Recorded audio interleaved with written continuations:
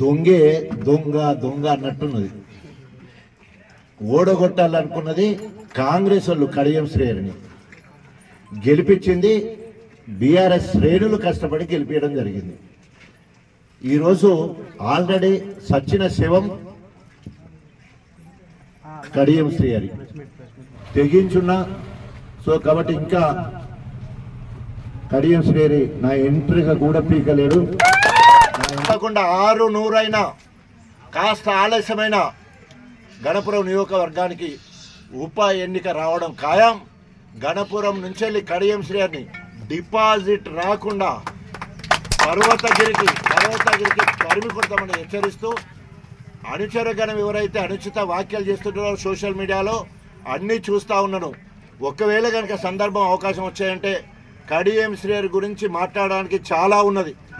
వాళ్ళ టీడీపీ నాయకులను అడిగితే కడియం శ్రీహరి గారు కామాంధుడని అనేక సందర్భాలలో మరి హనుమకొండ టీచర్ కాలనీలో కావచ్చు, పర్వతగిరిలో కావచ్చు చెప్పులతో కొట్టిన సందర్భం ఉన్నది.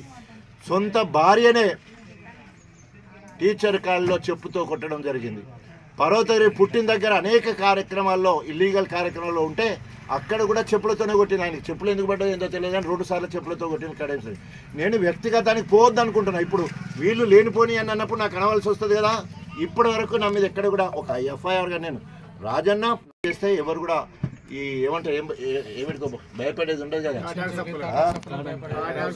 హ్యాష్ట్యాగ్ సప్పులకు భయపడే ముచ్చట్లేదని చెప్పేసి తెలియజేసుకున్నాం. తినబోతూ రుచెందుకు తప్పకుండా సచ్చుకుంటా కడియం శ్రేణి రాజీనామా చేసి తీరుతాడు.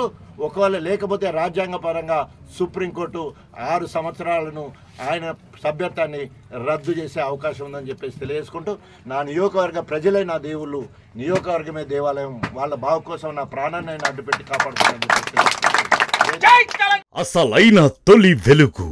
ఫాలో వాట్సాప్ @తొలి వెలుగు official.